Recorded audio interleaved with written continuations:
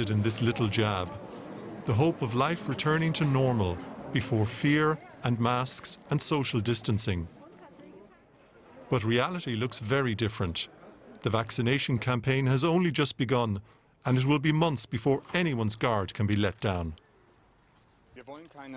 We don't want to split our society, and at this point, when not everyone can get vaccinated, and when it's not even clear whether vaccinated people might still spread the virus, there can't be any special rights for immunized people.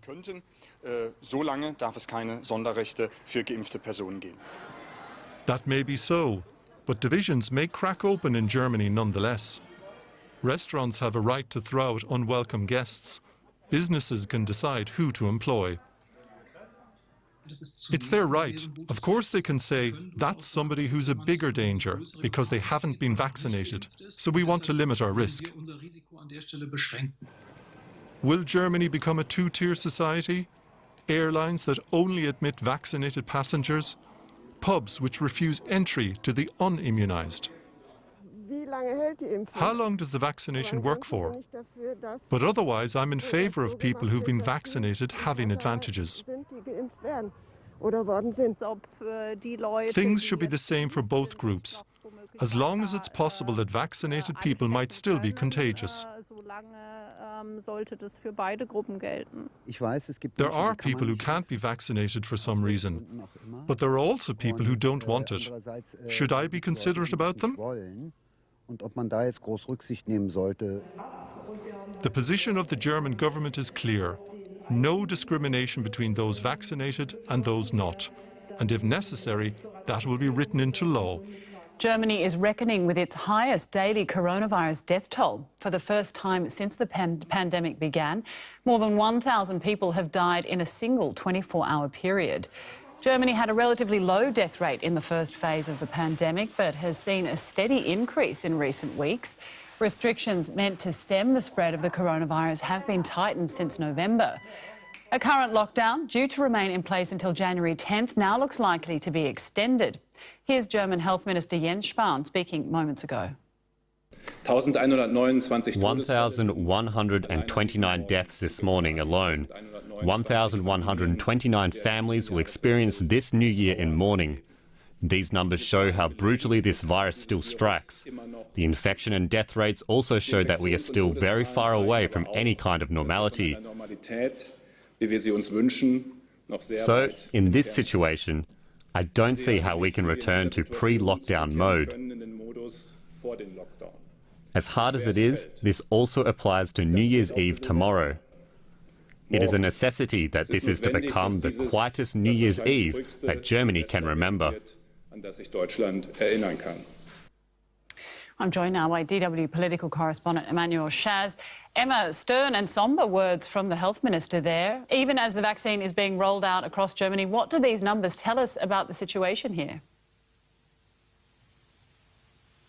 Well, it simply tells us that the situation is not good. You've mentioned it. This is the first time that there's over 1,000 deaths recorded in a single day. There's more than 22,000 new infections. Now, the head of the Robert Koch Institute, which is monitoring the pandemic here in Germany, say that this could be due to the backlog, to the delay in reporting those infections over the festive period. But this could also be the sign that scientists were fearing of the beginning of a third wave for early January after the festive period. So just as Health Minister Jens Spahn said, this is bound to mean that we won't be returning to normal anytime soon.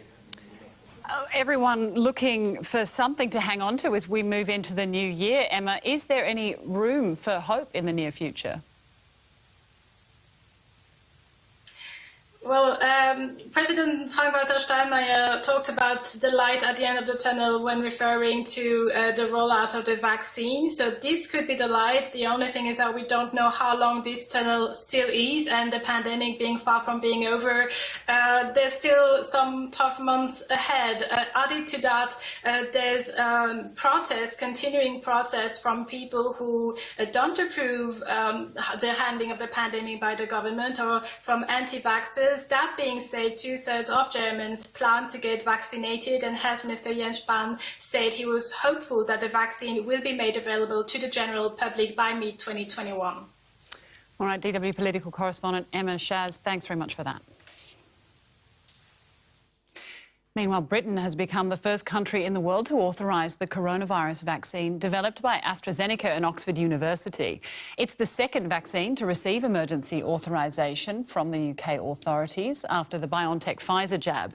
Trial data suggests the latest vaccine is less effective but easier to store and transport. Authorities say they plan to start rolling it out within days. Britain is struggling with a surge in virus cases that are threatening to overwhelm hospitals. I'm now joined by John Campbell. He's an independent health analyst and educator and joins us from Carlisle in the north of England. Dr. Campbell, thanks for joining us. This pandemic is hitting your country and so many others very hard at this time. How important is this new vaccine? It really is, but this new vaccine is the best news we've had in the pandemic, and it is going to change the situation entirely. Now, in the United Kingdom, we're going to start a mass rollout of this vaccine from the 4th of January. We're going to be vaccinating 1 million people a week from that point, and that's only going to build up as the logistics and infrastructure develops. And as well as that, what we're going to do is we're going to give 1 dose of this vaccine and then wait a full 3 months before we give the second dose. So that means an awful lot of people are going to start to get a fairly good level of immunity straight away without waiting for the second dose. And of course, it also means we can vaccinate many more people. So it really is going to change the situation in the United Kingdom and in time in Europe. But this vaccine, this new one, Oxford AstraZeneca vaccine, is the second, but we've already seen in trials that it's not as effective as the BioNTech-Pfizer one. Is it good enough? It certainly is good enough. Anything over 50% is going to be efficacious. But we had the managing director of Pfizer making a press announcement just a few days ago saying the efficacy of this would just be as good as the Pfizer and the Moderna vaccine. Now, we don't have the scientific data on that yet, but it's looking very promising. And the key seems to be in the gap between the 2 doses. So giving a longer gap between the first and the second dose seems to increase the efficacy. So although we have efficacy figures of like 62%, 70%, up to 90%, depending on the dosing regime, what he says is we've found the right formula and we should be up there with the others. So we are expecting high levels of efficacy. So yes, it is good enough, and we believe this vaccine is safe as well. Well, that certainly sounds promising. John Campbell, independent health analyst, thank you. Okay, thank you.